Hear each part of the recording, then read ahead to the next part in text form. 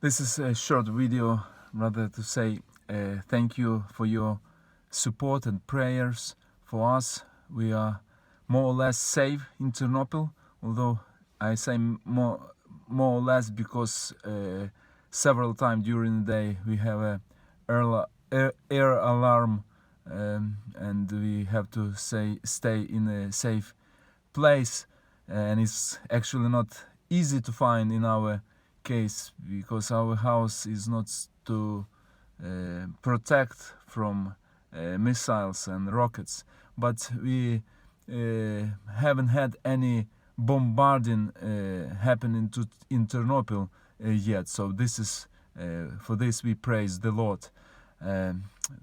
We do have some kind of uncertainty what are going to happen next, what is going to happen next, how things are to develop. You probably know the news as we do here.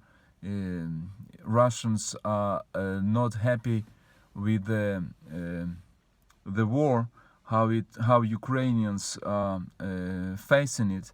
So they are doing more severe bombarding of civilians, and the casualties are outrageous in the eastern part of Ukraine. So here we have a lot of refugees and people who are trying to escape from the horrors of the war. In fact, in our House of Grace, where our church is, we have three families at the moment. They are from Brovary, and it's the place which is now completely not safe to be, although it's not suffer a lot as other places like Irpin, Bucha, but still it's definitely not the place where civilians to be living there. So we don't know how many more will come, because at the moment it looks like we will have another way of refugees coming to Ternopil and traveling further west. So at this point I would ask you to remember us, and that God will help us to fight the enemy and actually give the victory over it, because we as Ukrainians understand from the history this kind of enemy cannot be stopped unless it defeated. Also pray that people will know some kind of comfort, those who are suffering of the war. Pray for those who are in big shortage of food and life essentials. Churches are trying to help as much as they can, and we do appreciate the support we get from West, but it's still the need is still tremendous. Also pray for the authorities, our authorities, because they are facing also enormous challenges, how not only to fight the Russians, but also how to save Ukrainians, how to help those who need help. Pray for the churches. I been talking to other pastors in the morning and ask them what they need, praying need in this very moment. They say that lots of people suffering of the shock of the war, so God will calm their hearts. Also give words for Christians to comfort those who need comfort.